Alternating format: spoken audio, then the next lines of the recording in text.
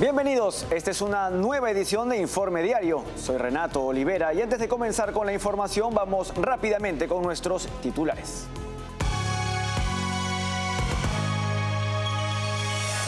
En Cuba, un incremento del 500% del combustible es parte de las consecuencias del gobierno dictatorial castrista de Miguel Díaz-Canel.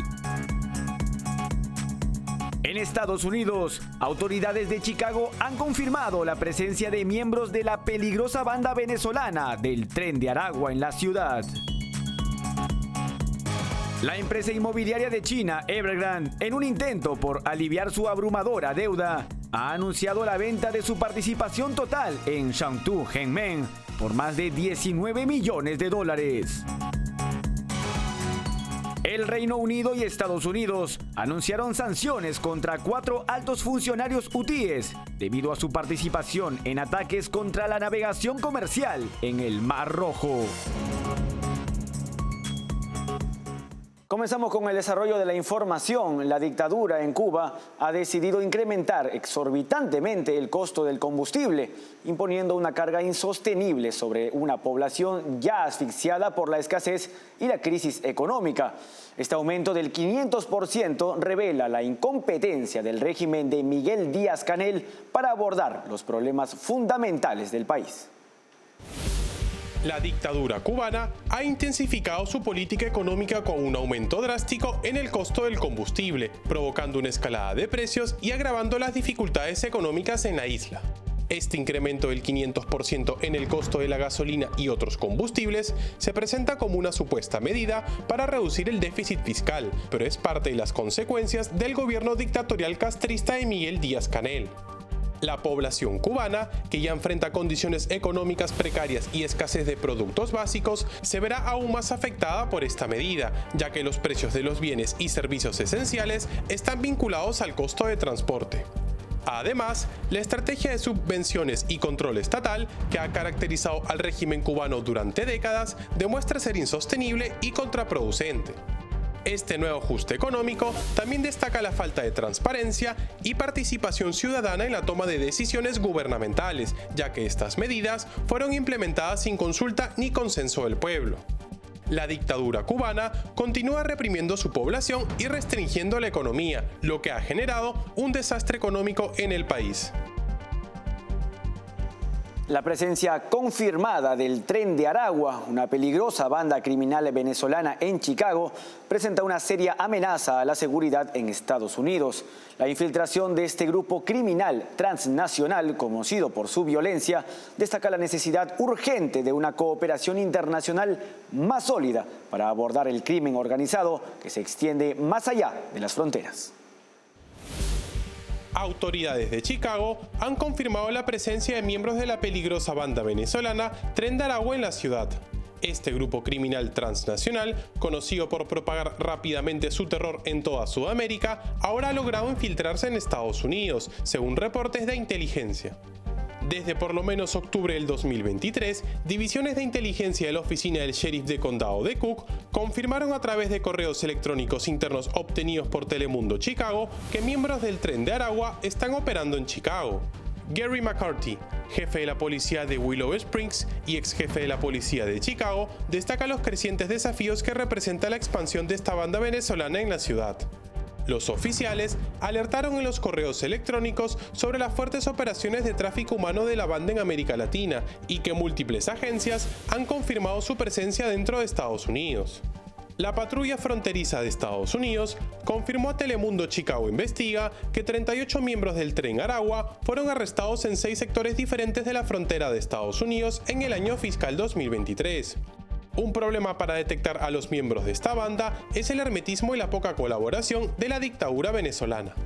En el área de Chicago, al menos un miembro del Tren de Aragua ha sido arrestado. Edwin Camejo, de 27 años, fue capturado el 11 de diciembre del 2023 en el barrio Back of the Yards, después de una operación en la que participaron más de una docena de policías de Chicago. Camejo fue arrestado por presuntamente vender cocaína a un oficial encubierto en 3 ocasiones. La expansión del Tren de Aragua a Estados Unidos subraya la creciente preocupación sobre la influencia de bandas criminales latinoamericanas y su capacidad para operar más allá de sus fronteras. En el programa En Contexto, el abogado y analista político de Argentina, Eloy Vera, indicó que la huelga general promovida por la Confederación General de Trabajo no tuvo el impacto que deseaba el sindicato de corte peronista. Agregó que las manifestaciones eran muy pequeñas y que el tránsito no se interrumpió en ningún momento. El paro apenas tuvo adhesión, yo lo vi en carne propia, yo tenía que transportarme ese día a larga distancia y cuando me puse a averiguar sobre el paro resulta que la mayoría de los servicios siguen normal, algunos solo se interrumpían durante un par de horas, hay ciudades donde no se notó que hubo paro, las manifestaciones eran muy chicas, el tránsito no se interrumpió en ningún momento.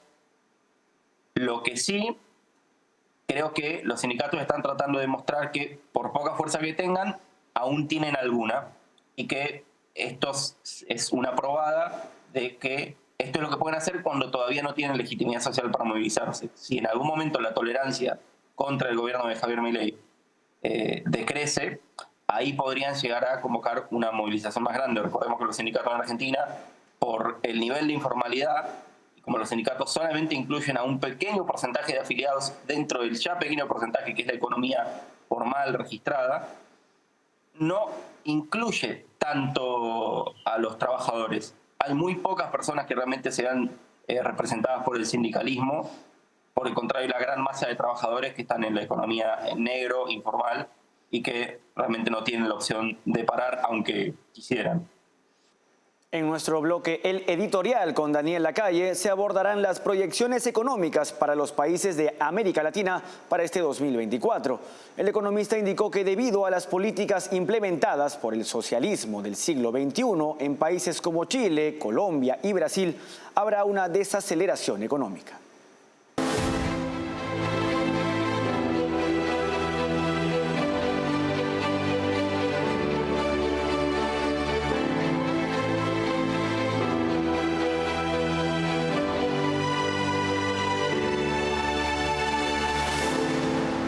Los datos de estimaciones para Latinoamérica muestran un crecimiento muy por debajo de los niveles del nivel global y desde luego muy lejos del crecimiento de Asia. Asia va a suponer prácticamente el 70% del crecimiento de los países emergentes. Se estima que Latinoamérica crecerá un 1,6%. Argentina empieza a ver la luz al final del túnel, pero claro, con una herencia brutal por parte del kirchnerismo, del socialismo del siglo XXI. Lo que ha ocurrido es que, por supuesto, el ajuste va a suponer un impacto a corto plazo antes de que empiece a fortalecerse la economía y a que den los frutos después de años y años de políticas equivocadas.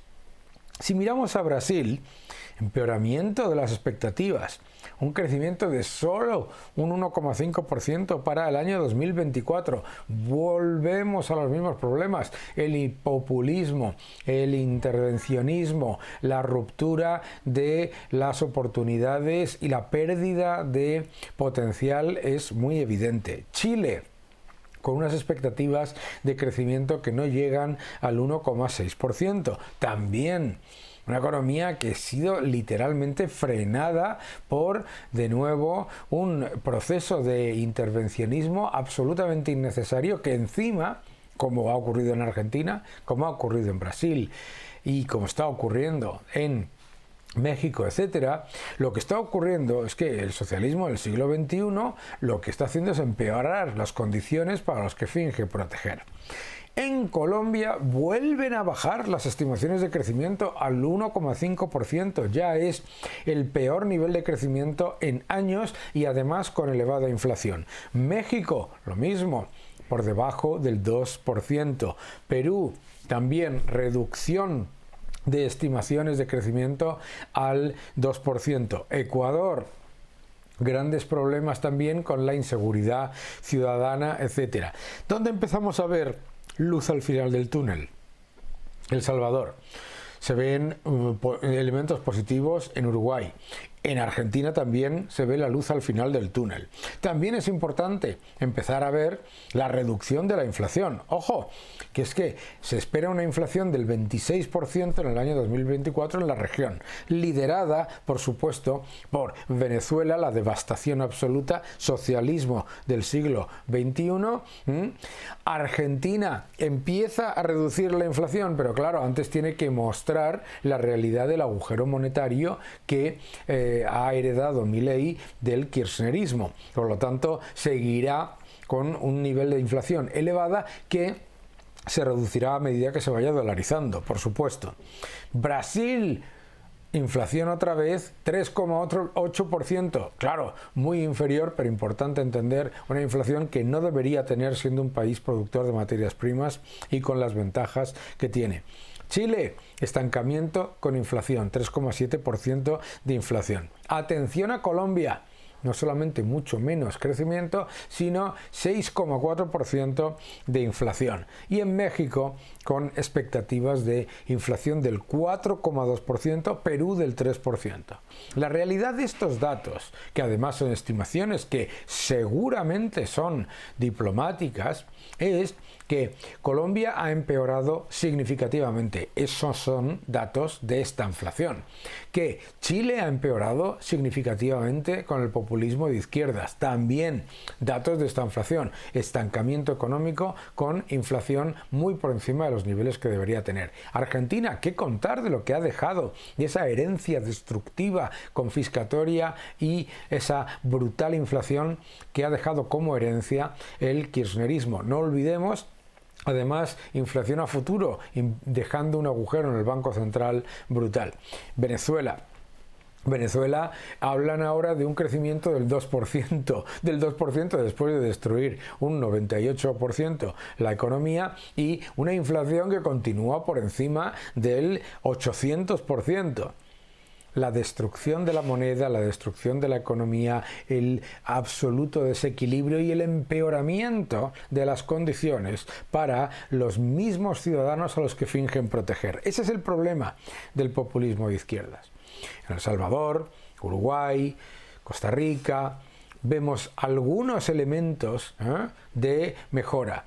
Pero claro, también tenemos que entender que el objetivo de este populismo destructivo es también destruir aquellos gobiernos en los que puede haber oportunidades de mejorar, porque el objetivo es crear clientes rehenes y para eso una economía pobre, empobrecida y destruida es perfecto para los líderes socialistas que, eso sí, se hacen muy ricos. El orden, la atracción de inversión, la mejora de las condiciones para los ciudadanos y la reducción de la pobreza vengan de la inversión y del crecimiento, que se demuestre que Uruguay, El Salvador, la nueva Argentina, que los países que están sacando la cabeza, incluso Guatemala, etcétera, que se demuestre ante el mundo que lo que ha destruido Latinoamérica y su potencial es ese socialismo del siglo XXI que jamás debería haber sido implementado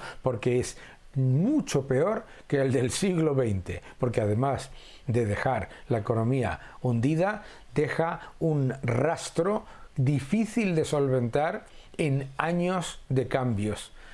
Que no te engañen, sigue defendiendo la libertad.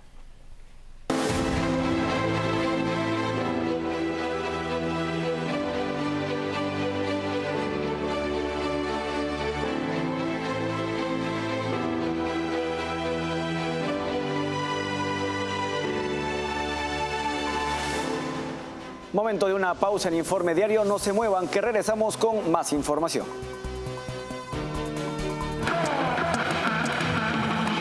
Hoy a las 10:30 de la noche pondremos en contexto la situación del gobierno de Javier Milei tras su discurso en el Foro Económico Mundial y la huelga general convocada por un sindicato peronista. Además, se analizará el triunfo de Donald Trump en las primarias republicanas.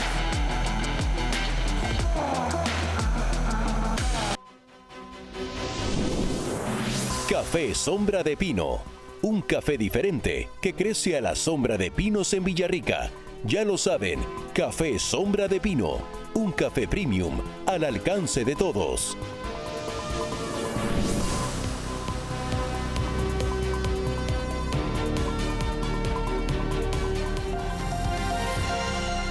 Continuamos con la información. La empresa constructora china Evergrande busca aliviar su abrumadora deuda con la venta de su participación total en un proyecto valorado en más de 19 millones de dólares.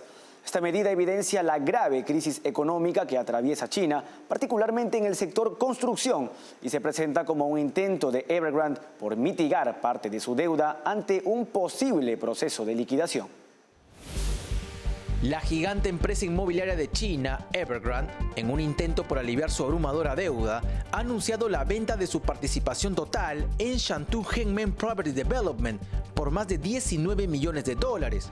Esta medida es una evidencia de la grave crisis económica generalizada que atraviesa China, reflejada en el sector inmobiliario.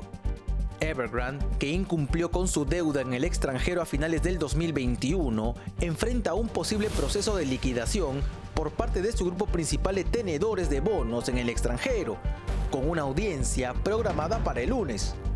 La venta de la participación de su unidad, Hengda Real Estate Group Yuedong, de la cual posee el 65%, es un intento de mitigar parte de su deuda. Se espera que la transacción genere alrededor de 42 millones de dólares para Evergrande, que se utilizarán para pagar una deuda de 53 millones de dólares a Shantou Hengyao Property Development. Según Evergrande, esta venta tiene como objetivo revitalizar los proyectos del grupo, promover la reanudación del trabajo y la construcción de proyectos existentes y salvaguardar los derechos e intereses legítimos de los inversores del proyecto, los acreedores y los compradores de viviendas. La situación de Evergrande es una muestra clara de los problemas económicos estructurales que enfrenta China, especialmente en el sector inmobiliario. La empresa, que alguna vez fue el segundo mayor promotor inmobiliario de China por ventas, se ha convertido en un símbolo de la crisis del sector, que fue artificialmente impulsado por el gobierno, pero que no responde a un mercado interno realmente saludable y productivo.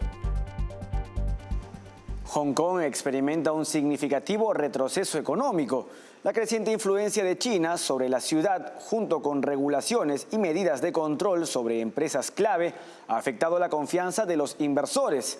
Esta situación refleja un cambio económico marcado por la influencia de Beijing en todos los aspectos de la vida hongkonesa. Hong Kong, conocida por su próspero mercado de valores y régimen económico especial, enfrenta un retroceso significativo. Desde su retorno a la soberanía china en 1997, el mercado de valores de la ciudad no ha logrado avances significativos. La semana pasada, el índice Hang Seng cayó por debajo de los 15.000 puntos, borrando 14 meses de ganancias y marcando un punto crítico en la historia económica de la región. Este declive no es un fenómeno nuevo.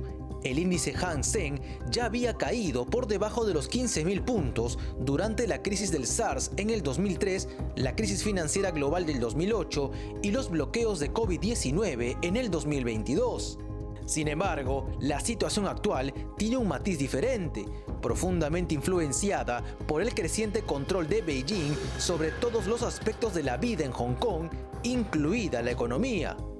Las crecientes regulaciones y medidas de control impuestas por el régimen de Xi Jinping a empresas como Alibaba y Tencent y las redadas en empresas extranjeras en el continente han afectado la confianza de los inversores. Además, la economía china ha luchado por recuperarse del impacto del COVID-19 y sus estrictas restricciones pandémicas, junto con problemas estructurales como una población en declive, altas deudas del gobierno local y una crisis inmobiliaria en desarrollo. Hong Kong ha sido testigo de las recientes medidas represivas de China, desde una muy restrictiva ley de seguridad nacional hasta la restricción de las libertades y derechos garantizados hasta el 2047 bajo el acuerdo de un país, dos sistemas. Ante ello, miles de hongkoneses han abandonado la ciudad llevándose su dinero. En Francia, las protestas agrarias toman un giro radical, con agricultores bloqueando autopistas y arrojando productos importados en un llamado de atención al gobierno de Emmanuel Macron. Las demandas incluyen la detención del aumento de regulaciones y precios en combustibles que afectan su labor. La situación refleja tensiones similares en otros países europeos como Alemania, Polonia y Rumanía. Agricultores franceses emprendieron una dura protesta en contra del gobierno de Emmanuel Macron, exigiendo un cese al aumento de regulaciones y al incremento de precios en combustibles que afectan su trabajo. La líder de derecha, Marine Le Pen, acusó al gobierno de complacencia ante regulaciones europeas que son contraproducentes para los agricultores, como exigencias de prácticas para presuntamente cuidar la biodiversidad. Los agricultores de Francia, el principal productor agrícola de Europa, aseguran que están siendo duramente afectados por regulaciones excesivas en una supuesta protección ambiental. Ante la grave situación, agricultores franceses han intensificado sus protestas, bloqueando autopistas y arrojando cajas de productos importados. Estas protestas, que ahora se acercan a París, representan un gran desafío para el nuevo primer ministro Gabriel Attal y el presidente de izquierda Emmanuel Macron. Mientras Attal se reunía con ministros para anunciar propuestas concretas el viernes, los agricultores utilizaron pacas de heno y tractores para bloquear importantes autopistas en Francia. En la autopista que conecta Marsella y Lyon, las dos mayores ciudades de Francia después de París, se esparcieron cajas de tomates, coles y coliflores, que según un grupo de agricultores habían sido importados. Estas protestas se suman a la ya crítica situación de los agricultores en Alemania, Polonia y Rumanía, que responde a cuestiones similares. Así, el gobierno francés ha dado vestigios de una intención de relajar algunas regulaciones. Las recientes sanciones del Reino Unido y Estados Unidos contra líderes hutíes reflejan una respuesta contundente a los ataques en el Mar Rojo, evidenciando la determinación internacional de abordar amenazas a la navegación y la estabilidad regional. Estas medidas subrayan la importancia de salvaguardar la estabilidad en Yemen, así como las cadenas de suministro internacionales y la libertad de navegación. El Reino Unido y Estados Unidos han anunciado sanciones contra 4 altos funcionarios hutíes debido a su participación en ataques contra la navegación comercial en el Mar Rojo. Estos ataques han perturbado el envío global y han avivado temores de inflación mundial, así como una mayor preocupación por la posible desestabilización del Medio Oriente tras el conflicto entre Israel y el grupo terrorista Hamás. Los sancionados son el ministro de Defensa hutí, el comandante de las fuerzas navales, el jefe de las fuerzas de defensa costera y el director de adquisiciones de las fuerzas hutíes, según describieron ambos gobiernos.